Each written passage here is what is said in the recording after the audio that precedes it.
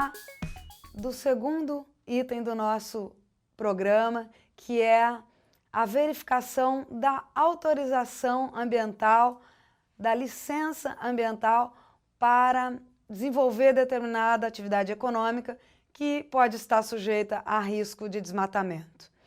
Como é que se sabe em que casos é necessário verificar o licenciamento ambiental?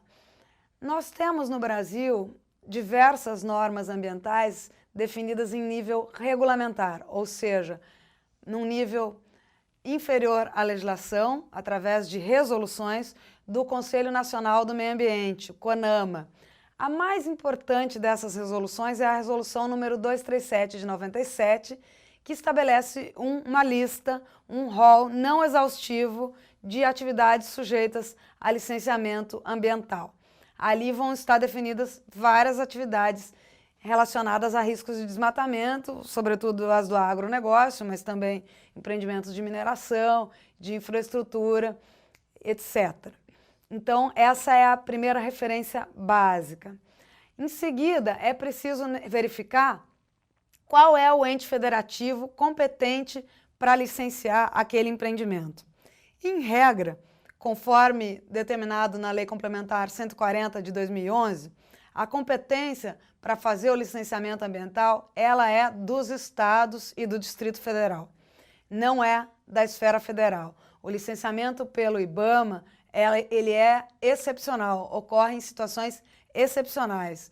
Empreendimentos que afetam comunidades indígenas, por exemplo, empreendimentos que se desenvolvem ao longo de mais um estado da federação, empreendimentos na área de mineração, eventualmente.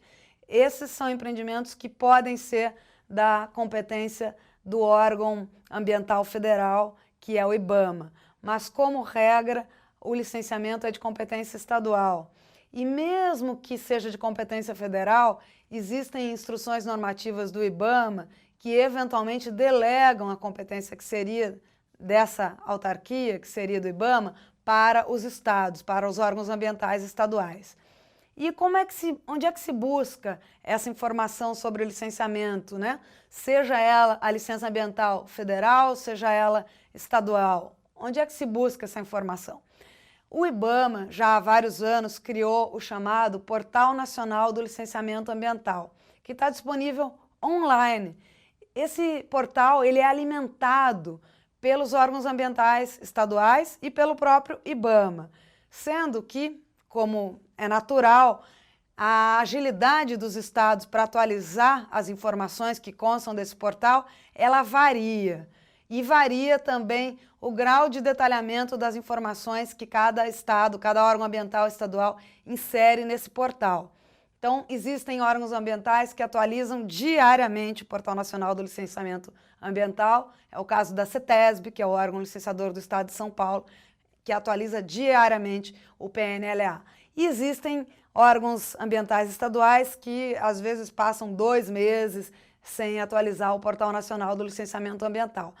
Ao acessar esse portal, vai constar lá qual foi a última data de atualização pelo órgão ambiental estadual. Então, cada instituição financeira que opera em determinada unidade da federação deve ficar atenta ao grau de atualização que existe em relação ao órgão ambiental estadual e o Portal Nacional do Licenciamento Ambiental. Se essa atualização não é frequente, não será muito seguro para a instituição financeira se contentar com a consulta ao Portal Nacional do Licenciamento Ambiental. Eventualmente, ela poderá adotar uma de 2 alternativas. Verificar se a informação está disponível online no próprio site do órgão ambiental estadual, muitas vezes ela está, normalmente está, ou a alternativa mais segura e mais completa é pedir que o cliente, né, o potencial tomador de crédito, apresente uma cópia da licença ambiental. E por que essa última é a melhor alternativa? Porque na licença ambiental é ali que se poderá verificar a validade da licença, quais as operações que estão abrangidas na licença e quais as condicionantes da licença. É normal que o órgão ambiental, ao autorizar uma determinada atividade econômica, estabeleça condicionantes. por exemplo, relacionadas à destinação de resíduos, à destinação de efluentes líquidos desse empreendimento, né? Na atividade rural, necessariamente vai haver algum resíduo sólido, normalmente, sobretudo na pecuária, e é comum também que existam alguns efluentes que podem oferecer risco de contaminação de cursos d'água, sobretudo quando aquele imóvel rural desenvolve atividades envolvendo agrotóxicos, o que é bastante comum no território brasileiro, como todos sabemos.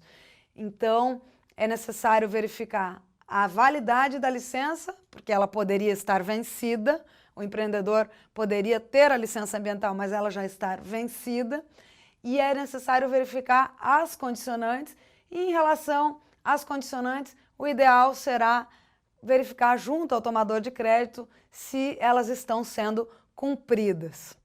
Agora, se o potencial tomador de crédito nem sequer tiver a licença ambiental, já é possível tomar a decisão logo de cara, né? Negar o crédito, não existe outra alternativa, né? Dizer para o cliente voltar no momento em que ele conseguir a licença ambiental para desenvolver aquela atividade econômica.